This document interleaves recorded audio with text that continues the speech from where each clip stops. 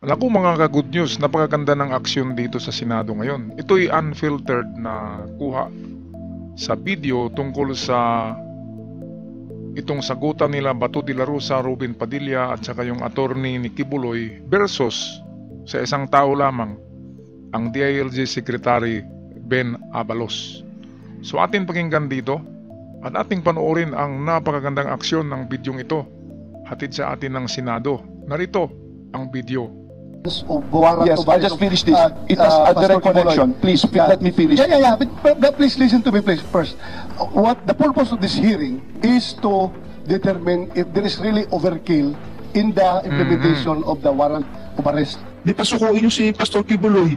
Kaya nga nagkaroon tuloy ng warrant of arrest eh. Mr. Chair, wala akong interest dito. Hindi ko naman kilala si Pastor Kibuloy eh. Ganito na Grabe pala ang natin yung sagutan, no? justisya natin sa Pilipinas. Mayaman yung kalaban ko. Mabilis akong nahuli. Of course, wala akong question. May warrant ako eh. Alam pala kami ng sitwasyon ni Pastor ha. Sa akin, harapin ko lahat ng kaso dito sa Pilipinas. Huwag lang ICC. Bakit takot ito sa ICC? Katulad din ito kay Kibuloy. Sino ba namang hindi matatakot? International court yan. Wala kang kalaban-laban dyan. Kasi napakarami. 3,000 ang tinukhang noong kapanahonan nitong kalbo. Bakit pa naman nakaupo ito dito? Ano yan eh? Diba? Kasama yan ng mga nagtutukhang noon. Yan ang nag-o-order. Bakit ngayon nakaupo pa rin yan? Anyway, yan ay nilagay dyan para at least mayroon pang magipaglaban doon sa kanyang amo. Okay, panoorin natin to. Grabing sagutan to. Sampalan na to. Kasi nga agad, di ba? Wag lang atin to. Kahit sinong korte dyan, file nyo dito. Basta dito lang sa Pilipinas. Huwag lang ICC. Sana sumuko na. Sabihin mo sa kliyente mo, sumuko na Mr. Chair. Please, I'm just asking you as an officer of the court para maklaro. Precisely so that we can hear his side. At ito po'y nasa korte ngayon. Kaya nga sinabi ko, mas mabuti sumuko na siya, magpakita na siya, at siya rin nagsasabi nasa hearing ito para maklaro lahat. GC, that goes into the very merits of the You case. will have your time, Attorney Torion. Yes, I know that. This is Your part Honor. of But the that is transcript of the improper. Senate. That is improper. Order. This is my speech. You cannot tell me what is improper. Yeah, order. Tapos ka na, sir? Okay na, sir? Hindi pa ho eh. Ano ba sineserve nila dito? Grabe, no? Tatlong bagay po. Number one, ito po ay galing mismo sa Davao Court, Branch 12 at sa Pasig RTC Branch 159. Sa mga nakikinig po, kung ikaw ay magkakaso, kunyari kaming dalawa ni Attorney Bascuna, Abalos versus Bascuna. Maghihiring kami sa piskalya. At kung matalo si Bascuna, ang kalaban niya na ay ang people of the Philippines. Ang kalaban niya na ang mamamayan ng Pilipinas. Yun na po ang nangyari rito. Sa RTC, tapos na po ito, umantong na sa people of the Philippines versus Pastor Kibuloy. At nag-issue ng warrant of arrest for child abuse. No? Ito ay ang sexual na, ito ay pag-aabuso sa mga bata.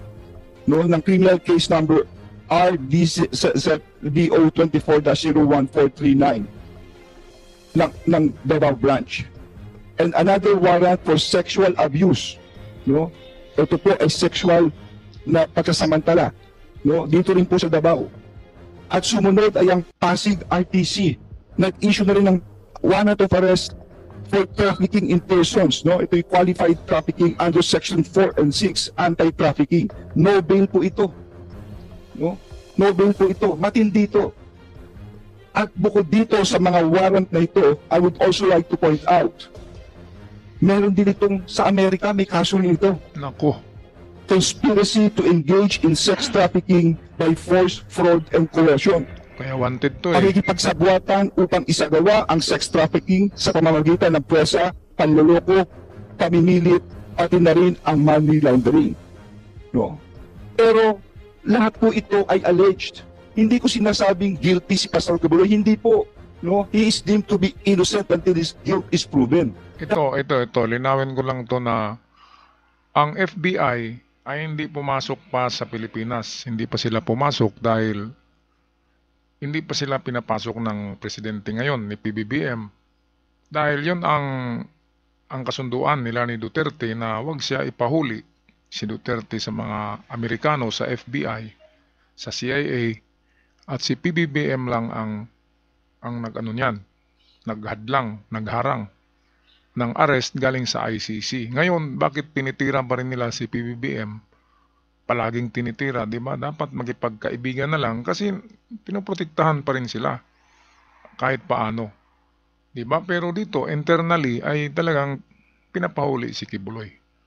Okay, kaya dito si Binhor Abalos ay nag-iisa lang eh. Pinagtulungan to ni Robin Padilla, Batu Calvo de la Rosa, at saka yung attorney Torion Carrion, na pinsan yata ni Kibuloy. At mabuti itong si Abalos ay hindi ito tumanggap ng bayad kay Kibuloy. Kung tumanggap ito, ay sigurado wala nang huli kay Kibuloy. So at least merong balanse, di ba? Okay, tapusin natin. That is why may proseso tayo rito. Hinahanap siya ngayon para siya ay tumayo sa hukuman at sagutin ang mga akusasyon na ito. Tama. Yun lang po ito. Isa sa kanyang mga tagasunod at estudyante sa KOJC ng Jose Maria College. Ito po sinabi niya. Pagtugtong ko ng 17 years old, mas naging maselo na ang pinapagawa nila. Tanda ko pa, September 1, 2014, 17. kasi kakatapos na ng tribute program ng KGC, Minor. tutulog na sana ako. Pero sabi ng isang kasamang pastoral worker, magpunta daw ako sa dining area ng Bible School dahil pinapatawag ako ni Jacqueline Roy. Sabi niya, parte daw ng trabaho ng Ministry of the Pastorals na imasahe si Kibuloy. Wow. Sabi niya, special privilege daw ito dahil hindi naman daw lahat nahahawakan at nakakalapit sa anak ng Diyos. Sabi niya, huwag ko daw pagdudahan ng anuman na mangyayari sa loob ng kwarto kasama si Kibuloy. Oo. Basta ibigay ko lang daw ang sarili ko. Grabe. Bago ako maligo, pumunta si Jacqueline Roy sa kwarto at binigyan ako ng lotion na pabango ng Bath and Body Works brand, ang specific Center Enchanted na paborito daw ni Kibuloy. Nako, ibig sabihin ay lahat ng mga nagsisilbi kay Kibuloy ng ganyan na klaseng pagsisilbi, yung kasamang sex, lahat yan ay minor pero pinapaliguan pala ng perfume na gustong-gusto ni Kibuloy na amoy. Nako, grabe no? Kasi yung Jacqueline Roy na yan, dapat hinuhuli din yan. Kasi siya yung nagipag-usap sa mga minor de edad yan sa loob ng KOJC para dalhin niya doon sa kwarto mismo ni Kibuloy. Kaya dapat hinahanap din yan eh. Jacqueline Roy ang pangalan. Magandang magandang kwento ni Abalos. Kaya dito galit si yung isang attorney at si Bato. Hinaharangan nila yung pagsalita ni Abalos dito para hindi mabulgar, di ba? Ngayon ating pakinggan. Pagkatapos kong maligo at mag-blow dry, pumunta ako sa kwarto ni Kibuloy sa Bible School building. Pagkatok ko sa pangalawang pinto, pinagbuksan ako ni Jacqueline Roy. Inakay niya ako sa may kama ni Kibuloy. Naku. Pagkaalis ni Jacqueline, sinimulan ko na ang pagmamasahe. Gising na si Kibuloy nito. Noong itutuloy ko na dapat ang pamamasahe. Excuse me, sir. Sir, tatapusin ko lang please. Tatapusin ko lang po ito. Malapit na po. Tumayo siya at umupo sa harap ko. Sinimulan niyang tanggalin ang butones ng t-shirt ko hanggang sa tuluyan niya. Sir, I'll just finish this please. For a while. Let me remind you. Ayaw sir, nilang this mabulgar hearing is not questioning the issue Ay, once naku, Bato. Yes, I'll just finish this. It has a direct connection. Please, let me finish. Yeah. But please listen to me, please, first. What the purpose of this hearing is to determine if there is really overkill in the implementation of the warrant of arrest. Ito, wag nyo nang ibuto tong kalbo na ito by next election. Kita nyo naman dyan. Di ba? Klarong-klaro, pinoprotektahan niya yung kanyang amo. Kasi alam nyo na, maraming pampadulas, di ba? Pera. Kaya ganyan, klarong-klaro na ito talaga nagprotekta kay Kibuloy. Isa rin to, takot din to sa ICC. Yun lang man ang purpose ito. Wala kami alam kung Sir, there is yung direct background, connection. bakit nagkakaso. There is direct. Just let me finish, Okay, Mr. Chairman. sige, wait. If I may, Your Honor, I think Please, that, please, tatapusin ko lang. You will have that your is time. sub You will judice, have Your your Honor. time. Sub judice, that goes into the very merits of the You will have case. your time, Atty. Torion. Yes, I know that, This is Your part Honor. of the That is transcript of the improper, Senate. That is improper. Order. This is my speech. You cannot tell you what is improper. Yeah, order. Oo, sampalan na kayo dyan. I am the chairman. Please listen to me. Let us have an orderly conduct of hearing. So please, sir, kaya kita sinabihan, the purpose of this hearing is to determine Ay, Hindi- nako hindi- kalbo. Bakit naman kasi nilagay pa yan dyan as a chairman? Eh, klarong-klaro naman na bias yan kasama yung biguti. overkill yung implementation ng warrant of arrest. We are not, hindi natin tinatakil dito kung ano background. Hindi tawag yung overkill na yan kasi wala pang binaril. Yun ay show of force lang na hindi makaiskapo si Kibuloy kaya maraming pulis. Ang overkill na tinatawag ay yung nangyari noon sa Mindanao. Yung sa Basilan na binumba na grabe, pulbos ang Marawi. Marawi pala yun. Yun ang overkill. E dito wala pang napatay kahit isa, overkill na. Baka overkalbo. Nagkakaroon. Sir, may direct connection po, sir. Yes, alam mo, you're going to connect. But I'm just reminding you, and I don't want to deprive you of your opening statement. You can continue. But pakinggan mo muna yung sinasabi ko na the very purpose of this is to determine if there is overkill. Thank That's you. all. Thank That's all. you, Mr. You can continue. Walang overkill, klaro naman yan. Eh, maganda dito pag-usapan yung ICC para manginginig to sa takot. Kasi takot palagi yan sa ICC, itong kalbo. Hindi na nga yan makakatulog. You can continue. Tatapusin ko lang po ito. Anyway, this is part of the record of the Senate. Wala akong iniimbento. Lahat po ito ay galing din dito to. Tama.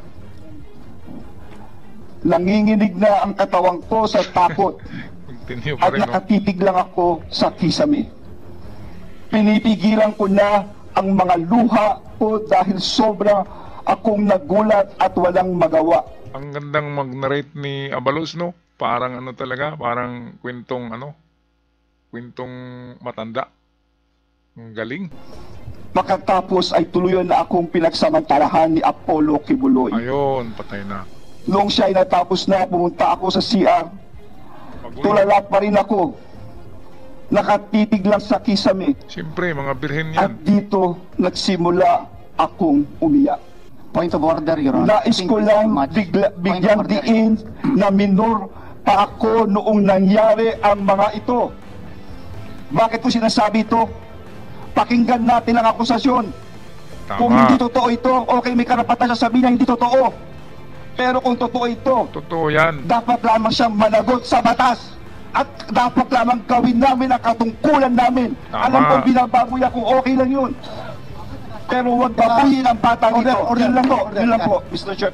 Ayun, dito nag-walk out na dito si Ben Abalos.